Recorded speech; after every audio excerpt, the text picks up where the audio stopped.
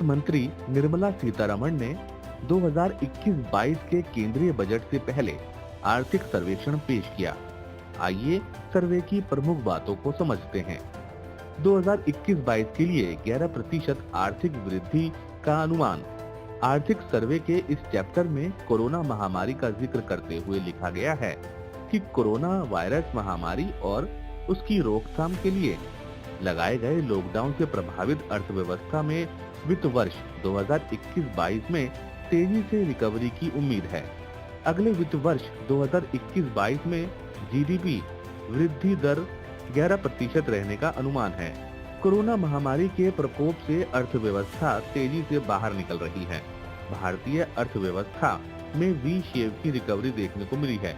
सर्वे में बताया गया है कि कोविड-19 को देखते हुए समय पर लॉकडाउन लागू होने के चलते ही अर्थव्यवस्था में वी शेप रिकवरी दिखी है।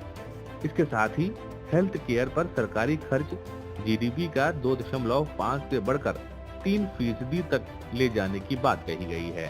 आर्थिक सर्वे 2021 में कहा गया है कि निवेश बढ़ाने वाले कदमों पर जोर रहेगा। ब्याज दर कम होने से कारोबारी गतिविधियां बढ़ेंगी। आर्थिक सर्वे में कहा गया, भारत की सॉवरेन क्रेडिट रेटिंग्स इकोनॉमी के फंडामेंटल्स के बारे में जानकारी नहीं देती हैं।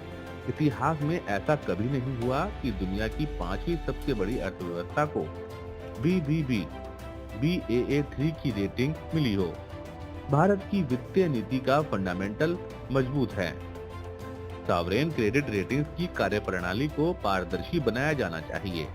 भारत सरकार ने 23 दिसंबर 2020 तक 41,061 स्टार्टअप्स को मान्यता प्रदान की है।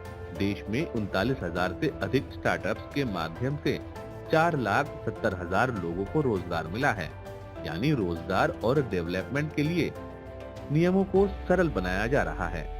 टेक्नोलॉजी बेस्ड एजुकेशन में निवेश पर विचार किया जाएगा।